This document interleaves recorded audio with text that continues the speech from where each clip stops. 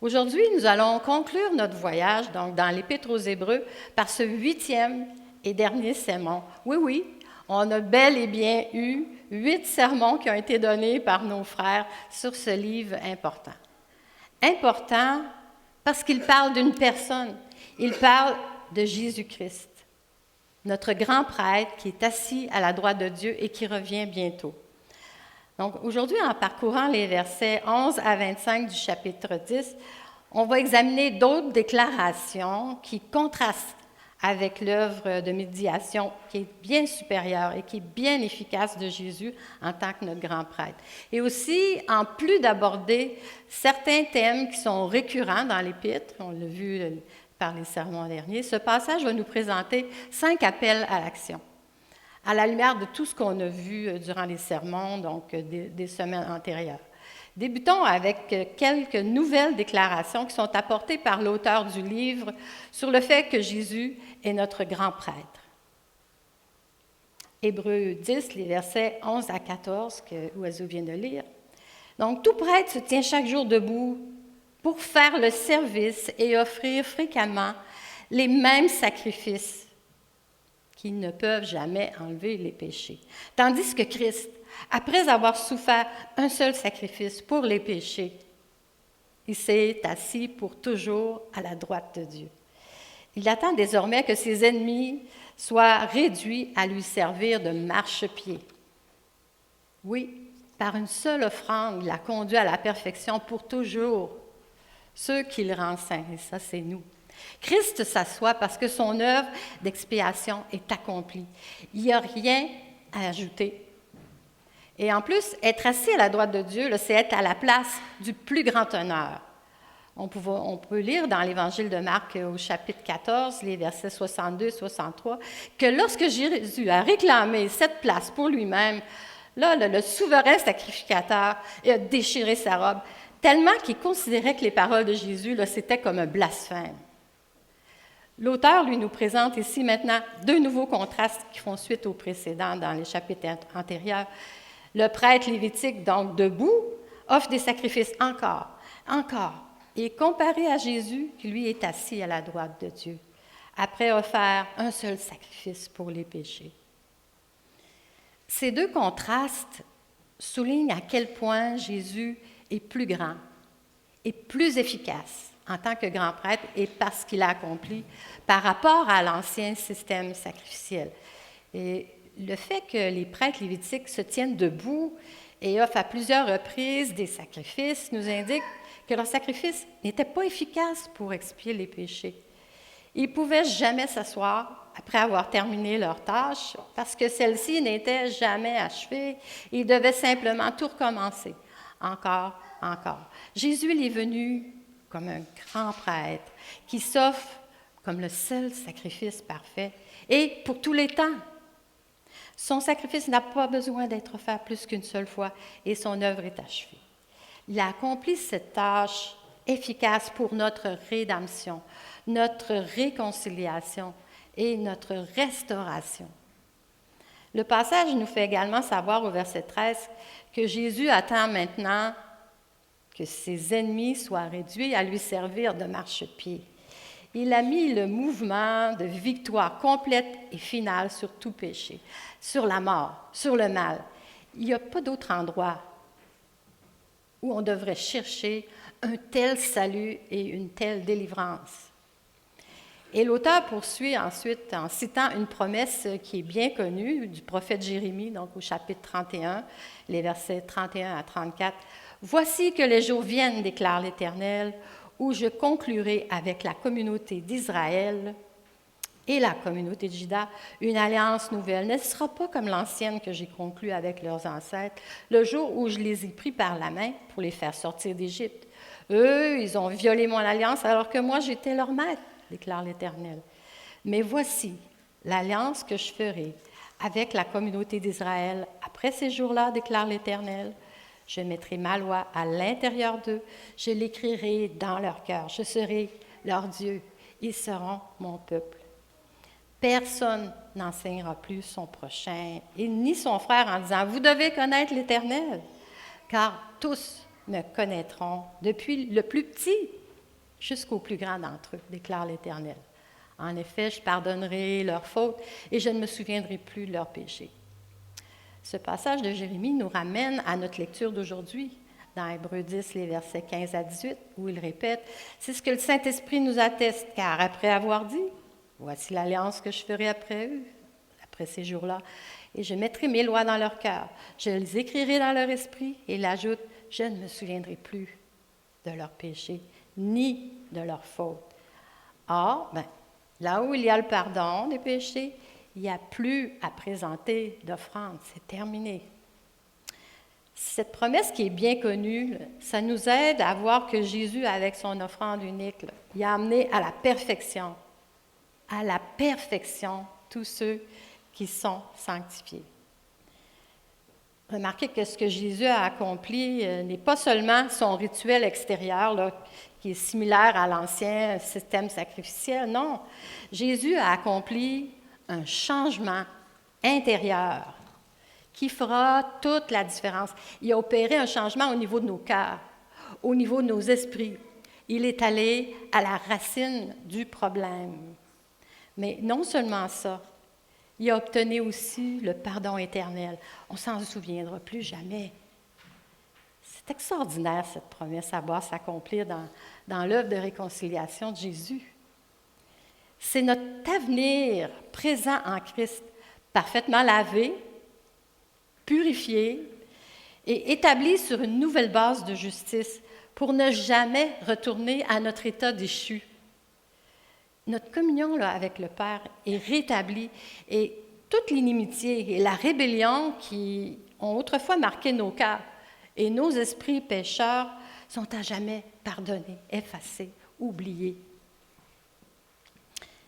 Ça nous rappelle qu'il s'agit d'une nouvelle réalité, une réalité qui est créée en Jésus-Christ. Pour ceux qui ont mis leur confiance en Jésus et en cette nouvelle réalité qu'il a créée pour nous, on peut commencer à vivre la réalité d'une manière qui convient à la réalité, d'une manière qui lui correspond. Et c'est ce que l'auteur va maintenant aborder, puisque Jésus accomplit pour nous ce qu'aucun autre grand prêtre ou médiateur n'a jamais pu faire. Nous pouvons maintenant vivre selon cette belle vérité que nous voyons au chapitre 10 de Hébreux, au verset 19 à 21.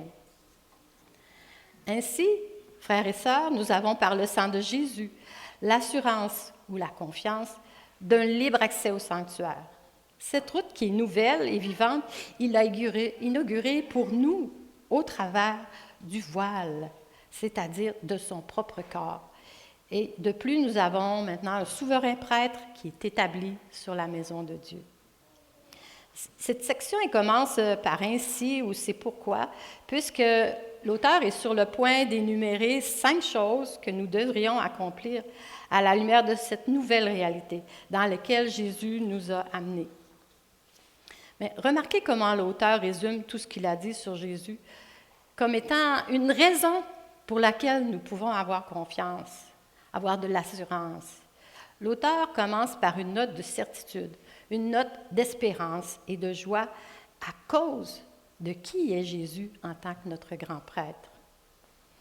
Le mot confiance, en grec parésia, ça porte l'idée d'une liberté de parole. Ça évoque un discours qui est franc et direct, qui est ouvert à l'examen public.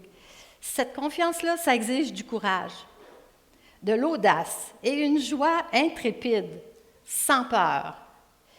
Mais à l'époque où ces lignes ont été écrites, les esclaves n'exerçaient jamais une aussi grande liberté qui témoignerait de cette confiance. Dans la société romaine, ça appartenait juste aux hommes libres, aux membres libres de Rome, ce genre d'ouverture et de liberté. Mais nous et vous, quand nous savons que nous appartenons à Jésus, qui a vaincu le monde et dont les ennemis finiront tous comme un marchepied pour ses pieds, la langue est plus libre de parler avec confiance, avec audace. On peut parler hardiment de la nouvelle réalité selon laquelle tous doivent fléchir les genoux devant Jésus. Mais lorsque vous n'avez pas la confiance parésia nécessaire pour parler librement, vous savez à ce moment-là que vous n'êtes pas vraiment libre. Jésus nous a libérés par son œuvre d'expiation. Il nous a libérés en nous amenant dans la présence même de la vie de Dieu. Et c'est ce fondement de la confiance parésia que l'auteur affirme que nous avons en tant que chrétiens. Imaginez que si le Saint des Saints était en quelque sorte ici aujourd'hui, on pourrait entrer directement, comme dans le bureau de notre papa, pour le saluer. On pourrait entrer avec confiance parce que nous sommes couverts par le sang de Christ. Tous les sacrifices, tous les rituels, les pratiques des siècles de vie israélite n'étaient que l'ombre de la réalité à venir. Mais maintenant, la réalité elle-même est venue, elle a fait son travail. Nous avons sa confiance royale. C'est pas extraordinaire? Les chrétiens s'approchent de Dieu avec confiance, donc complètement à l'aise. C'est ce qu'on veut vivre dans la situation qui est déjà créée par l'œuvre salvatrice de Christ. Ils peuvent entrer dans le lieu saint, qui bien sûr, ce n'est pas un sanctuaire physique, mais en vérité, c'est entrer dans la présence de Dieu. Et nous y entrons par le sang de Jésus, c'est-à-dire sur la base de sa mort qui nous a sauvés. L'auteur d'Hébreux, lui, évoque la nouvelle voie, la voie vivante qui est désormais ouverte. La voie du Christ vers le Père, elle est nouvelle parce que c'est lui seul qui l'a ouverte par sa mort. Ce sanctuaire a été ouvert d'une manière vivante parce que sa résurrection a rendu cette voie durable. Et ça contraste vraiment avec les rituels temporaires et inefficaces des prêtres avec des animaux qui ont été tués, ne sont jamais revenus à la vie. Passons au verset 22 à 25. Approchons-nous donc avec un cœur sincère, une foi inébranlable, le cœur purifié d'une mauvaise conscience et le corps lavé d'une eau pure. Retenons fermement l'espérance que nous proclamons, car celui qui a fait la promesse est fidèle. Veillons les uns sur les autres pour nous inciter à quoi? À l'amour et à de belles œuvres. N'abandonnons pas notre assemblée, comme certains en ont l'habitude, mais encourageons-nous mutuellement. Faites ça d'autant que vous voyez le jour s'approcher. Dans cette confiance, donc, qui est fondée sur l'amour de Dieu, il nous est donné 5 réponses, 5 façons de marcher avec Dieu pour réaliser ça en communauté. Et notons que l'exhortation de l'auteur n'est pas seulement écrite à la première personne, je. Il écrit en utilisant le nous, ce qui exprime qu'il y a un intérêt personnel pour ses lecteurs. C'est écrit de manière inclusive, qui montre sa solidarité avec le lecteur dans la foi. Sur la base du sacrifice de Christ, l'auteur exhorte ses lecteurs à faire le meilleur usage de la bénédiction qui leur a été acquise. Nous exprimons ensuite notre confiance en Jésus en répondant à ces 5 appels à passer à l'action, que l'auteur adresse mais comme une invitation. Mais avant de passer à l'action, l'auteur résume une fois de plus les avantages de croire en Christ afin de les encourager à agir. Vous pouvez et devriez faire ces 5 choses. Pourquoi? Parce que vous avez accès au lieu très saint et qu'un grand souverain sacrificateur qui a autorité sur toute la maison de Dieu y siège. Examinons plus attentivement ces 5 appels à l'action.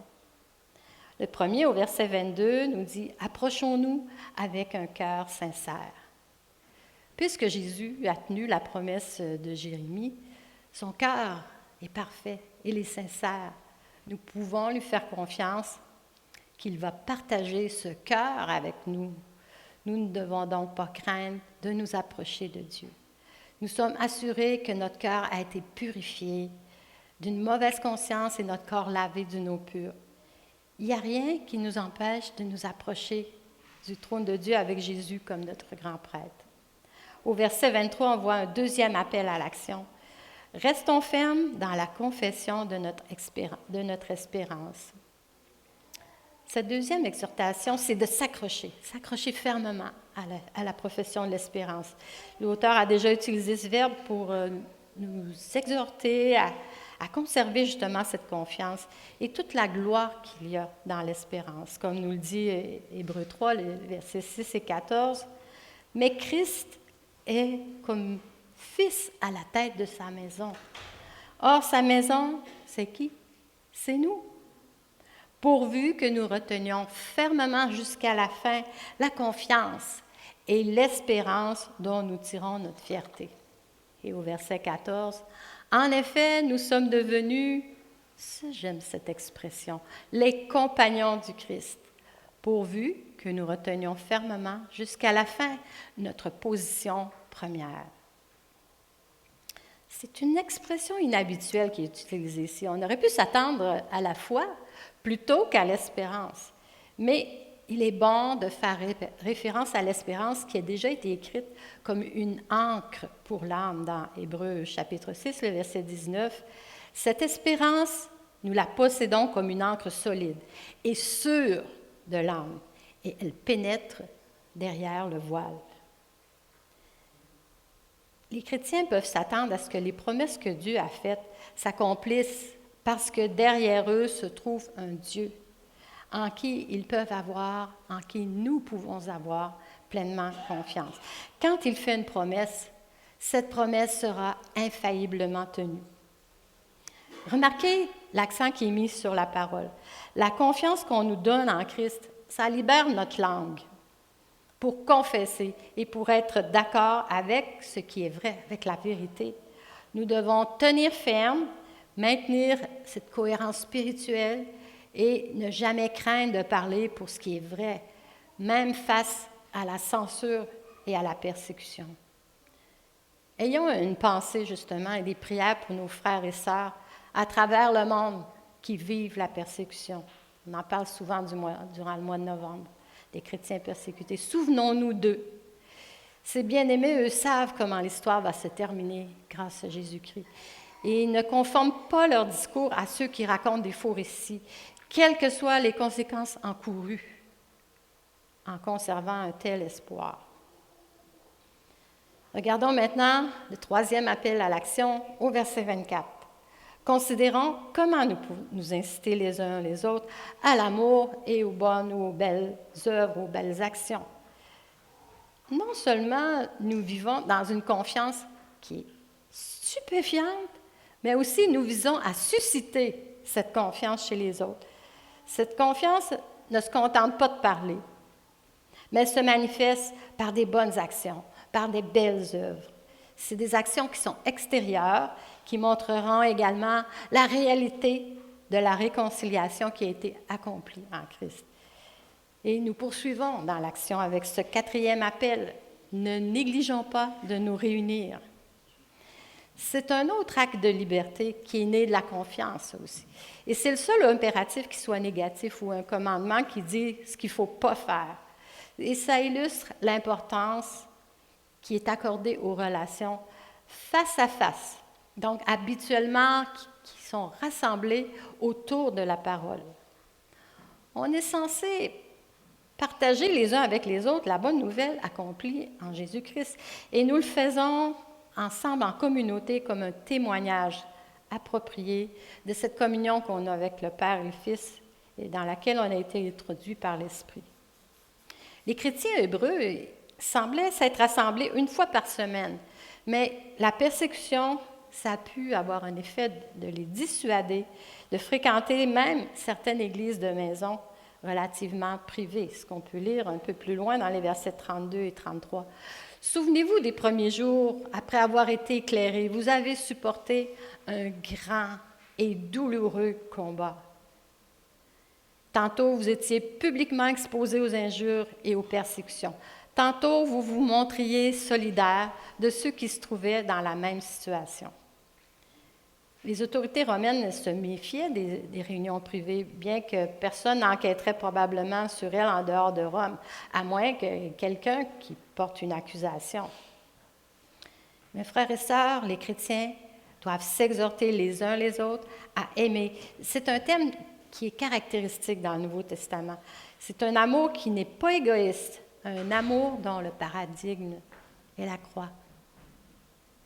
Dans la première lettre de Jean, le chapitre 4, les versets 10 et 11, on peut lire « Et cet amour consiste non pas dans le fait que nous avons aimé Dieu,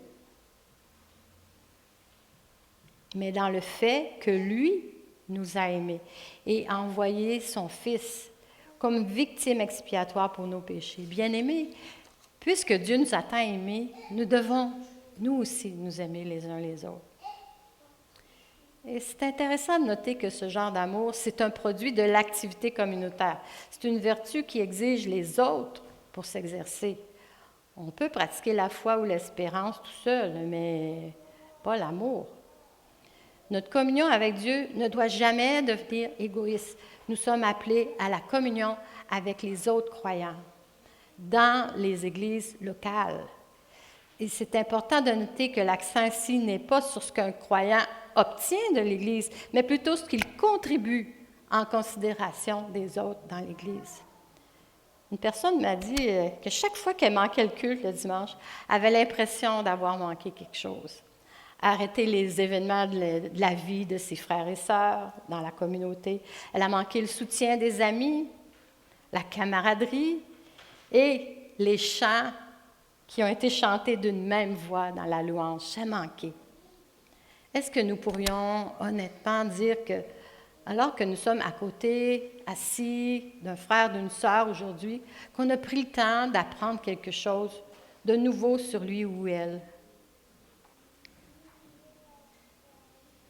Il nous faut avoir cette intention de se connaître, de s'entraider, d'avoir toujours quelque chose de bon à dire sur nos frères et sœurs dans la foi. Et oui, j'en vois souvent des moments comme ça ici dans notre communauté. C'est encourageant. C'est ce genre de bonne parole qui est partagée, qui contribue à garder notre foi vivante, forte, active. Nous existons en tant que communauté qui dépend les uns des autres, des gens qui partagent la vie ensemble. Et justement, la fidélité à être présent à l'Église, ça encourage nos frères et sœurs en Christ. Et un des motifs qui soutient cette fidélité, c'est la venue, le jour de Jésus-Christ. Le seul autre endroit où ce mot « se réunir » est utilisé dans le Nouveau Testament, c'est dans 2 Thessaloniciens, le chapitre 2, verset 1, où il est traduit comme « rassembler ». Et ça traite du retour de Christ. Gardons toujours ça à nos esprits lorsqu'on se rencontre. Pensons au retour de Christ. Et passons au 5e appel à l'action. Il y a de l'action ici. En réponse à ce que Christ a accompli en notre faveur. Encourageons-nous les uns les autres. C'est ce dernier objectif que l'auteur a essayé de réaliser tout au long du livre des Hébreux. Il vise à encourager les lecteurs à grandir dans leur foi, leur espérance et leur amour qui nous ont été transmis en Jésus-Christ, notre grand prêtre, efficace, parfait, mais en considérant toujours le retour du Christ comme une certitude. C'est en s'encourageant que nous devenons le nouveau peuple de Dieu, la famille royale qui marche dans la confiance royale. On y arrive, mais en communauté, en marchant les uns avec les autres, en tant qu'égaux, en nous fortifiant les uns les autres vers le Christ et en attendant sa venue. Il n'y a pas comme les disciples l'ont parfois demandé, un siège privilégié au-dessus de tous les autres, mais c'est une égalité qui démolit les séparations qu'on peut voir dans la société. Il s'agit de nous tous, réunis en présence de Dieu, en Christ.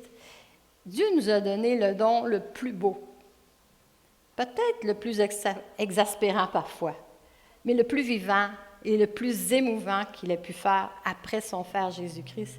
Il nous a donné les uns aux autres. Il n'y a pas de vie chrétienne sans la famille chrétienne. Et c'est ce que notre dernier point rapporte. Nous devons nous encourager les uns les autres. Maintenant que nous recevons cette confiance royale du Christ, nous pouvons parler hardiment, honnêtement, dans nos relations. Nous pouvons nous encourager les uns les autres à faire partie du royaume de Dieu qui pénètre dans le monde. Surtout quand le monde semble déterminé à étouffer la lumière et la vérité. Nous avons besoin de cet encouragement qui est constant, qui ne peut nous être offert que par d'autres frères et sœurs en Christ. Comme nos prédécesseurs, nous devons considérer ce jour prochain du retour du Christ comme une certitude et nous le rappeler les uns les autres comme étant une source de motivation à nous réunir et à nous encourager en attendant sa venue. L'auteur fait valoir ce point parce que, justement, ce jour tardait depuis si longtemps. La première génération de croyants était en train de mourir à ce moment-là. Ils avaient entendu parler de son retour, soit directement du Christ, ou des anges, ou des apôtres, mais il n'était pas encore venu. Et ces chrétiens de la deuxième génération étaient peut-être confrontés à une crise de foi à cause de ce retard. Retard en guillemets. La lettre leur rappelle donc qu'il y a des signes que sa venue est proche. Vous devriez donc faire ces 5 choses, et d'autant plus que vous voyez le jour s'approcher. Mais comment ont-ils vu le jour s'approcher? Peut-être dans les troubles à Jérusalem qui ont culminé par la destruction du temple, peut-être dans une augmentation de la pression et de la persécution. Nous voyons l'approche de ce jour dans les signes des temps. Et le point de notre écrivain est que ce n'est pas le moment de desserrer notre emprise sur le salut. Nous avons tenu longtemps, ils ont tenu et nous tenons longtemps. Ne nous laissons pas aller maintenant. C'est un mot important pour ce temps-ci dans l'histoire, quand il y a tant de défis à la foi chrétienne, alors que des milliers, peut-être plus, de personnes s'éloignent de l'Église. Accrochons-nous justement à cette vie communautaire qui est si précieuse. Je vous encourage tous et toutes ici dans notre Église, tout le temps les parents, les jeunes, les enfants, les gens plus âgés, les personnes seules, à demeurer fidèles au Seigneur Jésus-Christ et à notre communauté, et aussi à participer dans nos 3 environnements, l'espérance, la foi et l'amour. Vous serez bénis, oui, et vous bénirez les autres en servant à cette manière dont Christ nous dirige d'œuvrer dans Ville et Mort. Vous savez, notre monde est tellement axé sur lui-même et cette vague compréhension là, de la spiritualité est tellement devenue individuelle que la relation entre les chrétiens, ça semble jouer un petit rôle, parfois même aucun. Mais cet individualisme-là n'est pas biblique. Il n'y a même pas le moindre indice que nous gagnons d'une manière ou d'une autre notre part par nos efforts dans le royaume. Ce travail est fait par Christ. Oui, Jésus continue de travailler dans le monde à travers l'amour, les belles œuvres que nous nous encourageons mutuellement à faire. La communauté de l'Église qui interprète et qui applique la parole en travaillant sur ce que ça signifie de suivre le Christ dans les temps d'aujourd'hui et de partager la vie dans les relations, voilà ce qui est la réalité vitale et sacrée. Connaître le Christ, c'est se connaître les uns les autres et être liés en tant que famille. Malgré les obstacles auxquels on peut être confronté en tant que chrétien, nous pouvons être confiants. Nous pouvons aller de l'avant avec foi, avec persévérance. Pourquoi? Parce que le Seigneur que nous servons est notre sacrifice supérieur, celui qui est suffisant pour tous nos besoins. Jésus, notre fidèle souverain sacrificateur, nous mènera. Il va nous guider et nous emmener dans sa perfection. Le sang de Christ qui a été versé pour restaurer le shalom de Dieu, le fait que nous ne le voyons pas encore, ce shalom, peut rendre difficile de s'accrocher à notre foi. C'est pourquoi c'est si important de continuer à prêcher le même discours qu'on entend depuis 8 sermons dans la lettre aux Hébreux. Cette solution finale de Dieu a déjà été accomplie, elle est en train de se réaliser. Alors, le mot d'ordre final, c'est « accrochons-nous à Christ », notre grand prêtre qui est assis à la droite de Dieu. Et sur ce, nous avons conclu notre voyage dans l'Épître aux Hébreux. Tout a été écrit là, pour que nous accordions pleinement notre confiance au seul grand prêtre qui nous a apporté la réconciliation et la rédemption, afin qu'on puisse vivre une vie dans la confiance, dans la vie trinitaire qui nous est donnée par notre Seigneur et Sauveur, notre médiateur, notre grand prêtre. Alors, ne nous laissons pas aller à la tentation d'abandonner. Tenons bon. Mais il y aura encore beaucoup à dire avec les chapitres 11, 12 et 13 du livre des Hébreux, mais le lectionnaire nous conduit vers un autre livre la semaine prochaine et c'est un rendez-vous à ne pas manquer. Alors, l'appel à l'action pour cette semaine, ce sera de passer du temps avec le Père, le Fils et l'Esprit pour parler justement de ces 5 appels qui nous ont été lancés aujourd'hui. Approchons-nous avec un cœur sincère. Retenons fermement l'espérance que nous proclamons. Veillons les uns sur les autres pour nous inciter à l'amour et à de belles œuvres. N'abandonnons pas notre assemblée. Encourageons-nous mutuellement, d'autant plus que nous voyons s'approcher le jour. Et demandons à Dieu de nous guider vers des relations plus étroites avec lui et avec d'autres croyants. Jésus est notre grand prêtre. Ayons confiance en lui et vivons en confiance. Au nom du Père, au nom du Fils et au nom du Saint-Esprit. Amen.